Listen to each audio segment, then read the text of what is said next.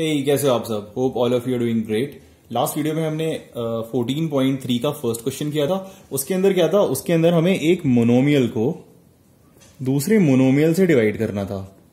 अब हम करेंगे क्वेश्चन नंबर 2। इसके अंदर क्या होगा, इसके अंदर हमें एक पॉलिनोमियल दिया होगा और उसे हमें डिवाइड करना होगा एक मोनोमियल से। जैसे कि क्वेश्चन नंबर 2 का फर्स्ट पार्ट है, इसके अंदर यहाँ पे देखो, यहाँ पर एक मोनोमियल मतलब यहाँ पे एक बाइनोमियल है जिसके अंदर दो टर्म है और उसे हमें डिवाइड करना है एक मोनोमियल से। तो ऐसे केस में हम कैसे डिवाइड करते हैं वो हम सीखेंगे इस वीडियो के अंदर। बट वो करने से पहले अगर आप इस चैनल पर नए हो और अभी तक आपने सब्सक्राइब नहीं किया है तो प्लीज चैनल को सब्सक्राइब करो। ओके, तो क्वेश्चन नंबर 2 का फर्स्ट पार्ट, इसके अंदर हमें डिवाइड करना है इस एक्सप्रेशन को 3x से। तो जैसे हम लास्ट क्वेश्चन में कर रहे थे, यहां पे भी हम वही करेंगे। हम पहले इसको लिखेंगे न्यूमरेटर अपॉन डिनोमिनेटर की फॉर्म में। मतलब इसे हम कुछ ऐसे लिखेंगे 5x² minus 6x upon 3x। हमने इसको लिख लिया न्यूमरेटर अपॉन डिनोमिनेटर की फॉर्म में। अब सेकंड स्टेप में हम क्या करेंगे, ये जो एक्सप्रेशन है ना, इसके अंदर से अगर हम कोई चीज कॉमन ले सकते हैं तो वो हम चीज कॉमन ले लेंगे। ठीक है, तो इसमें से हम क्या क्या चीजें कॉमन ले सकते हैं। यहां पर है 5x² और यहां पर है 6x। तो ये जो दोनों टर्म है इसके अंदर x कॉमन है, तो न्यूमरेटर में हम इन दोनों टर्म में से x कॉमन ले लेंगे, x बाहर ले लेंगे। तो यहां पर आएगा x, फिर जब हम कॉमन लेते हैं तो क्या आता है उसके बाद एक ब्रैकेट आती है। अब यहां से 5x² में से अगर हम एक x निकाल देंगे तो क्या क्या बचेगा, यहां पे बचेगा सिर्फ 5x। कैसे, 5x² है, इसको हम लिखेंगे 5 इंटू एक्स इंटू एक्स। तो यहां से हमने एक x बाहर निकाल दिया तो क्या बचा 5x। तो यहां पर आ जाएगा 5x।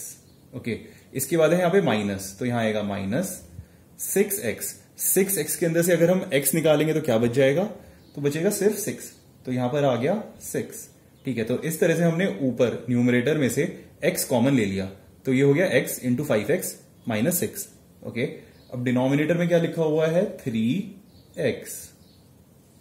ठीक है, तो अब यहां पर हम क्या करेंगे, यहां पर हम x से x कैंसिल कर देंगे। तो इसका आंसर आ गया 5x माइनस 6 अपॉन 3।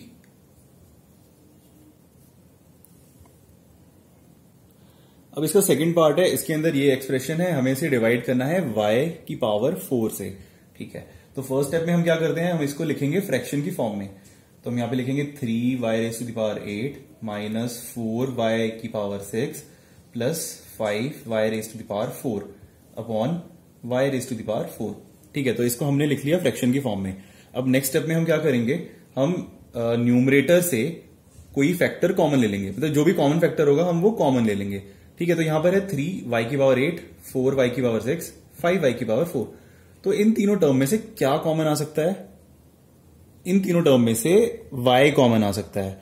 और y की पावर कितनी आएगी कॉमन में, तो ऐसे केस में y की वो पावर आएगी कॉमन में जो सबसे छोटी पावर होगी यहां पे। मतलब यहां पर एक टर्म है y8, एक टर्म है y6 और एक टर्म है y की पावर 4। तो इन तीनों में से जो सबसे छोटी पावर होगी वो इन तीनों में से कॉमन बाहर आ जाएगी। ठीक है, तो इन तीनों में सबसे छोटी पावर है ये y⁴। तो ये हम ले लेंगे इन तीनों टर्म में से कॉमन।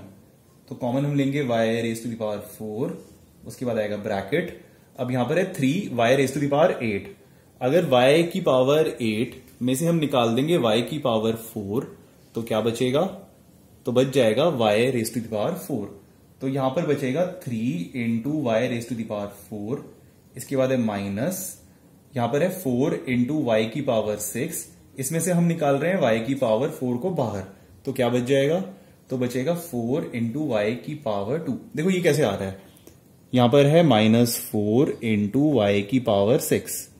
तो इसको हम क्या कर रहे हैं, फैक्टराइज कर रहे हैं। इसको हम ऐसे लिख रहे हैं -4 इंटू y की पावर 6 है ना, इसको हम लिख सकते हैं y की पावर 4 इंटू y की पावर 2, है ना।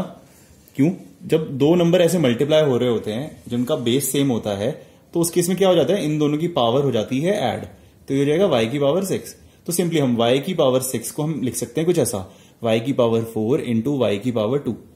तो हमने इसको ऐसे लिखा, उसके बाद हमने इसमें से y की पावर 4 कॉमन निकाल लिया बाहर। तो इस टर्म में से क्या क्या बच जाएगा, -4 इंटू y की पावर 2।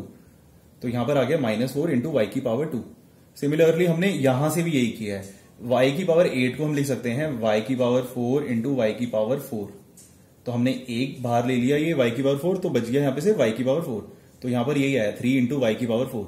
ओके, इसके बाद है प्लस 5 इंटू वाई की पावर 4। तो यहां से अगर हम ये y raise to the power 4 को बाहर निकालेंगे तो बच जाएगा सिर्फ 5। तो यहां पर आ गया प्लस 5। उसके बाद हम लिखेंगे इसका डिनोमिनेटर जो कि है y की पावर 4। अब ये y raise to the power 4 और ये दोनों हो जाएंगे आपस में कैंसिल। तो इसका आंसर आया 3y raise to the power 4 minus 4y square plus 5।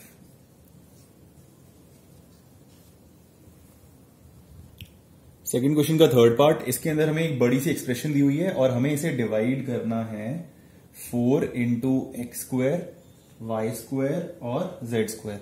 हमें इसे डिवाइड करना है इस टर्म से। तो फर्स्ट स्टेप में हम क्या करेंगे, हम यहां से इस ब्रैकेट से जो जो चीजें कॉमन आ सकती है हम वो कॉमन ले लेंगे। ठीक है, तो आंसर स्टार्ट करते हैं। पहले तो हम वही करेंगे, इसको लिखेंगे हम फ्रैक्शन की फॉर्म में। तो सेम चीज हम यहां पे लिखेंगे 8 into x cube y square z square plus x square y cube z square. इसके बाद है plus x square y square z cube. इसके बाद अब हम लिखेंगे डिनोमिनेटर वाली टर्म। तो यहां पर आएगा 4 into x square y square z square.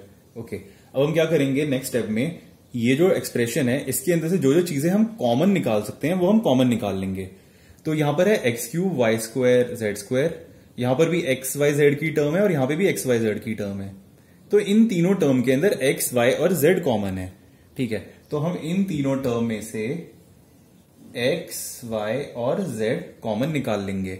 ठीक है, तो एक्स की इन तीनों की पावर कितनी कितनी होनी चाहिए, जो भी यहां पर पावर सबसे छोटी होगी ना, जो मिनिमम पावर होगी वो हम कॉमन लेते हैं।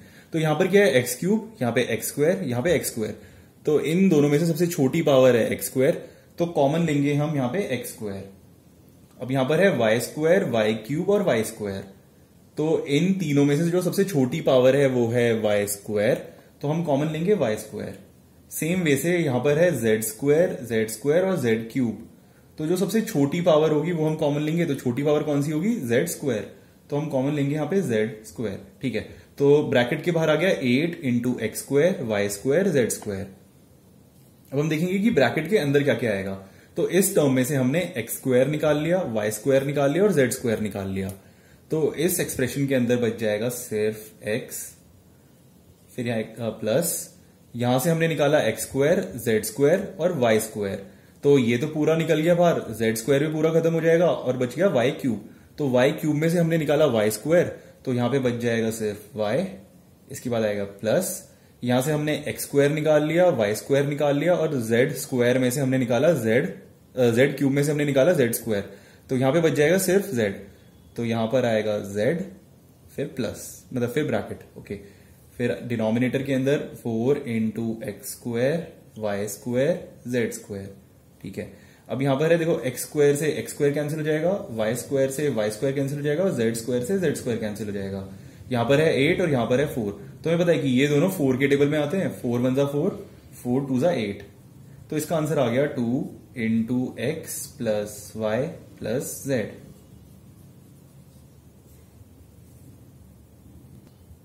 थर्ड क्वेश्चन का फोर्थ पार्ट, यहां पर हमें डिवाइड करना है x cube plus 2x square plus 3x को 2x से।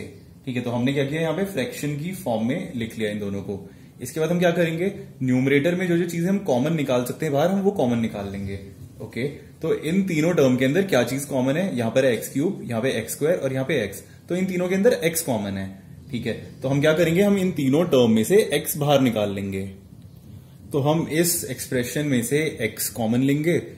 तो हमने यहां से x कॉमन लिया। अब यहां पर है एक्स क्यूब, तो एक्स क्यूब में से अगर हम x निकालेंगे तो बच जाएगा यहां पे एक्स स्क्वायर, फिर प्लस 2। अगर हम 2x स्क्वायर में से x निकालेंगे तो बच जाएगा 2x। इसके बाद है 3x में से अगर हम x निकालेंगे तो बच जाएगा सिर्फ 3। ठीक है, तो यहां से हमने x कॉमन लिया और नीचे डिनोमिनेटर के अंदर है 2x। तो ये x से x हो जाएगा कैंसिल और हमारा आंसर आ गया x square plus 2x plus 3/2।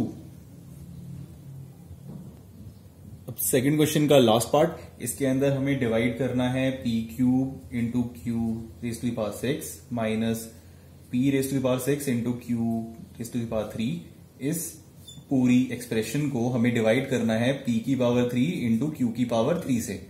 तो फर्स्ट स्टेप में हम क्या करते हैं, हम जो न्यूमरेटर है उसके अंदर जो एक्सप्रेशन है उसके अंदर से जो जो चीजें कॉमन आ सकती है हम वो कॉमन बाहर निकाल लेते हैं।